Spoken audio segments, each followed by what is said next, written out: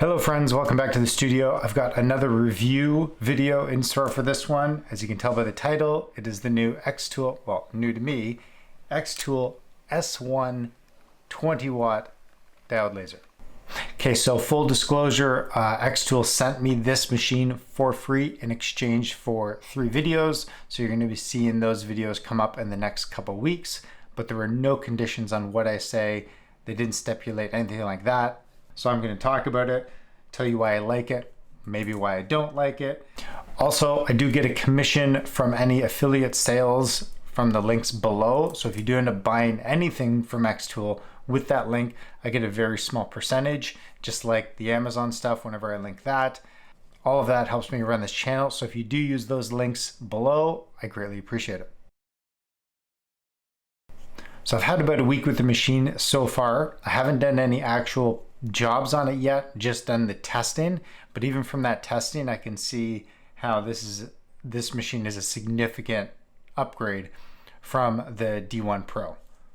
Now that should go without saying because it's almost not even fair to compare the D1 Pro 10 watt to this S1 20 watt. They're a laser and that's about what's similar between them. These are two very different machines in my opinion. The fit and finish, the stats, which I'll go over shortly, and one is the price. So at the time of recording, the D1 Pro 10 watt is going for $588 US. This S1 20 watt is going for $2,200. So it's almost 4 times the price. And that is seen in all of the upgrades and all the things I'm going to mention in this video. So a few of the just stat differences that you can see on that you can find on the website. The S1 is a fully enclosed system. It's a class 1 safety rating, whereas the D1 is an open laser unit that you can purchase a separate enclosure for. The working speed on the D1 is 400 millimeters a second. This S1 at 20 watts is 600 millimeters a second. The working area on the D1 unit is more square. It's 17 inches by 16 or so, maybe a little bit less. The S1 is more of a rectangle at 19 inches by 13 inches. I thought this might be an issue at first. So far in my testing, it hasn't been a problem. The laser spot size is exactly the same, 0.8 mil by 0.6 mil. That's between the 10 watt and the 20 watt. They're both the same. I haven't noticed any accuracy negatives or improvements from the D1 to the S1. And the focusing mode, which is a huge difference between these two, the D1 Pro, it's manual, and this S1, it's completely automated, which is, it's a significant improvement to say the least. Now there's a whole bunch of other stats that I could get into. I'm not going to because that's kind of all boring. If you go to the xTool website, there's actually a page where you can see all the different stats. Go there if you want to get into the nitty gritty. Those are the big ones that I pulled out that I thought may be of interest that I looked at before accepting this. But the other one is the actual settings. So this is the question I get all the time from other leather workers. What are your settings for scoring, engraving, and cutting? So on my D1, my scoring settings were 80 millimeters a second and 20% power.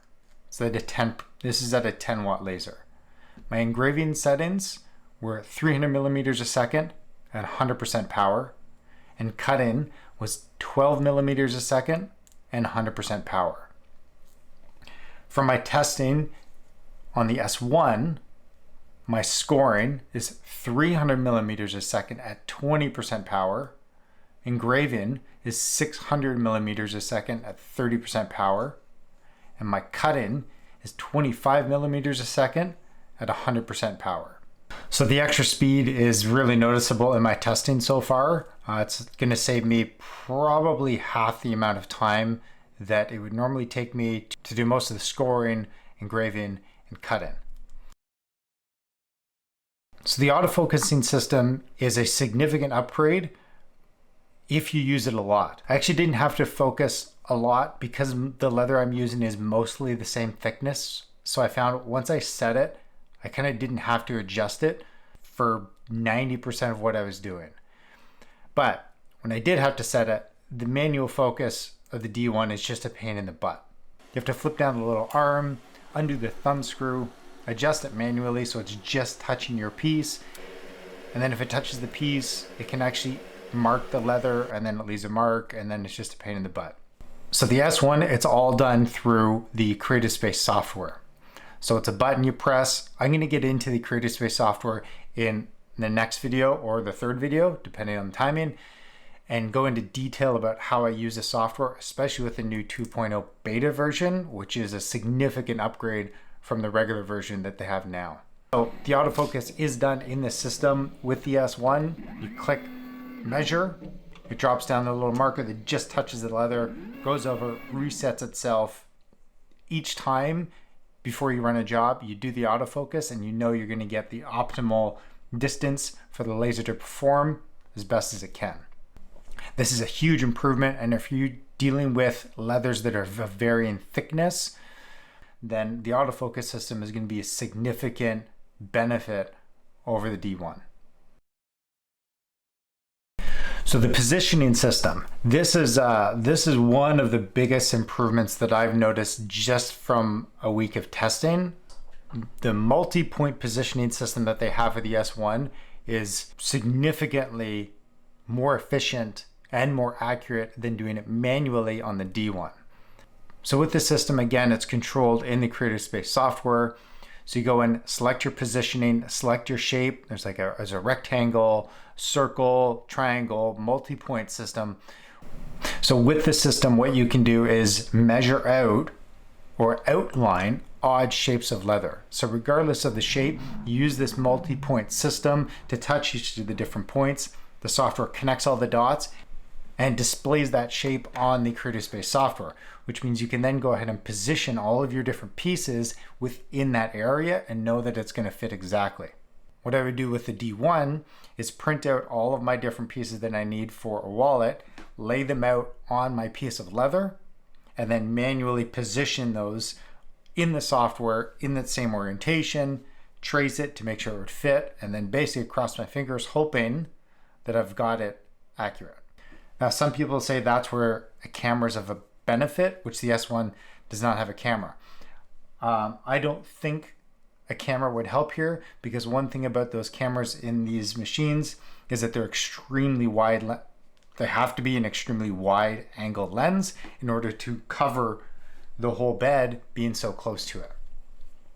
I don't think it's a problem not having a camera. I've never used a laser with a camera, so take those thoughts for what it's worth. But with this multi-point positioning system, I think it is maybe even more accurate, because you can actually pinpoint on the leather exactly where you're looking versus a camera view that's potentially distorted. So one thing kind of along this positioning system lines, the autofocus, is working with uneven leather. Sometimes you're trying to maximize the leather, so you're going right out near the edge where you still got good pieces, but maybe the edge is a bit wobbly. With the D1, because it had the enclosure around the actual laser module for safety reasons, the distance between your leather and that housing was maybe a millimeter or two. There's many times where the module would run into the warped leather and then shove the piece out of the way. I eventually had to sand down that housing so that it wouldn't run into the leather. This isn't a problem with the S1 because it's a class 1 safety system. You don't need an enclosure around the actual module because the acrylic itself that you look through is protecting your eyes from that laser. So when working with uneven leather, the S1 has significant improvements over the D1. How much of an issue is this in practice? I don't think it's that much of an issue, but in instances where you are trying to maximize your leather, maybe if it's warped or it's not perfectly flat, it's not a big deal for the project, so you may as well use it. Then having this type of system where there's no enclosure around the actual module and it's open and free to move around the space, this is going to be a big deal versus the D1. So the Air Assist machine on the D1 worked. I never had an issue with it. It was clearly an addition to than what is included with the S1, which has been built in to the system So just like the autofocus and the positioning system on the S1, the air assist is controlled through the Creative Space software. Now this is extremely handy because what it's going to do is automatically adjust its power settings, whether you're engraving / scoring or cutting. So whenever I'm scoring or engraving, I'm using the air assist at 50% power. When I'm cutting, I'm using it at 100%. So this is all done and adjusted automatically within the software as the project's running. With the D1, I would have to set this manually. This wasn't a big deal because I'm standing beside the machine to start it anyways. So I would click over the air assist to 50%, but then I have to be aware when the cutting is going to start so that I can crank that up to 100 so it doesn't leave charring on top of the leather. Having this is very nice because it means I don't even have to worry about it. I can just move on to something else while that job is running. I don't have to watch it. I don't have to baby it. I know it's just going to work.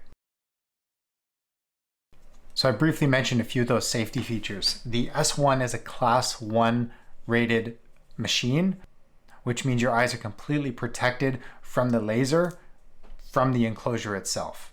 So you don't need any safety glasses. With the D1, it had the small little enclosure around the module itself, and then with the actual enclosure that you could purchase separately, that would provide even more protection for your eyes. With this system, it's all enclosed. You don't need additional glasses, which is just nice because I wear glasses, so putting safety glasses on top of that, it's just a pain in the butt. This machine also has the fire and tilt detection so that if something does catch fire, it's going to shut off automatically, send out warning lights. If it gets bumped or tipped, which this is a pretty significant machine, I don't know how that would happen, but if it did, the machine would stop as well. It also has a giant red safety button on the side, so that if stuff really starts going wrong, you can smash that, whole thing shuts down, be good to go and reset, and then hopefully prevent those issues from happening again. Okay, so those are my initial thoughts on the S1. After having spent a week with the machine, would I recommend it to other leatherworkers? 100% I would. This machine's incredible. I think the laser is an incredible tool for hobbyist and professional leatherworkers. I may even say it's more valuable than a clicker, especially if you're not doing larger production jobs. Its versatility in what you can do in terms of prototyping and testing and getting curves on your pieces and just having everything come out exactly as you've laid it out in whatever software you use, for my personality, is invaluable. So right now, would I recommend this over the D1? If you have $2,200, yes, 100%. If you're looking to test out a laser and see if it's even going to work out for you, $2,200 may be a lot of money to drop. But what I will say is the difference between the D1 and the S1, it's significant. Even if you got the D1 20 watt and it's the same power, the fit and finish is noticeable. So those are my initial thoughts. I hope you've enjoyed this quick review video. Again, I've got two more. One of them is specifically going to be using the xTool software, and the other one, I think it's going to be comparing this to a clicker. We'll see about that third video. If you have any suggestions and you'd like to see something specific, let me know. So if you want to get one of these machines for yourself, check the links below. If you have any questions or comments, let me know in the comment section below, or reach out on my website, DM me on Instagram. I'm available anywhere to help you guys answer your questions regarding lasers or leatherwork. If you want to see the things that I make, head over to my website, norfolkhandmade.com. So with that, we'll see you guys in the next one.